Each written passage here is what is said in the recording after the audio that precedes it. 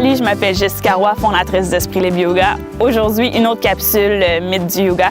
Et ce que j'avais envie de parler avec vous, c'est que souvent les gens pensent qu'il faut être en forme pour faire du yoga. On va me dire, je peux pas faire du yoga, j'ai une blessure au genou, je peux pas faire du yoga, j'ai une scoliose, je peux pas faire du yoga, j'ai trop mal au dos.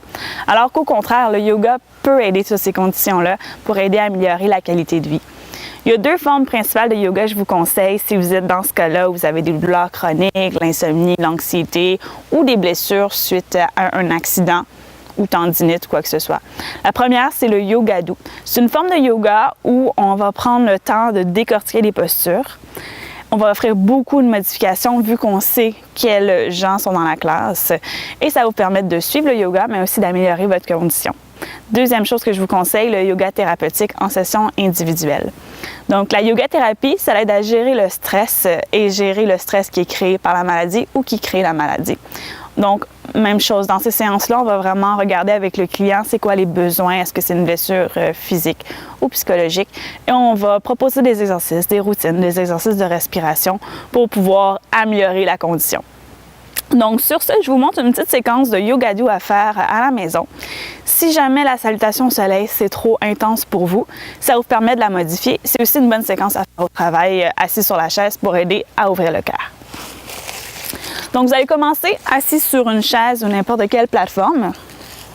On veut s'assurer d'avoir hanches qui forment un angle de 90 degrés, genoux qui forment un angle de 90 degrés, genoux au-dessus des chevilles qui forment aussi un angle de 90 degrés.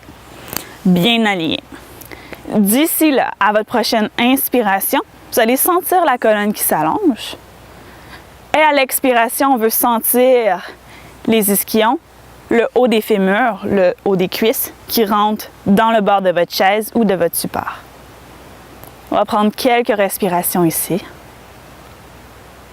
Toujours en sentant la colonne qui s'allonge, devant des jambes qui pressent vers le support, pieds qui s'ancrent au sol.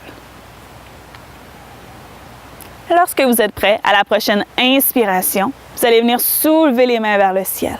Qu'on allonge très haut les deux côtés du tronc. On va expirer, ramener les mains au cœur. Encore une fois, inspirez, mains vers le ciel. Expirez, mains au cœur. Encore une fois, inspirez, mains vers le ciel. Et à l'expiration, on va venir soulever le bassin, passer par-dessus les hanches.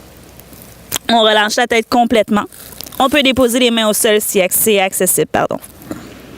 À votre prochaine inspiration, on va venir allonger la colonne de moitié. Donc, on essaie de retrouver le creux lombaire. Et on expire, flexion avant.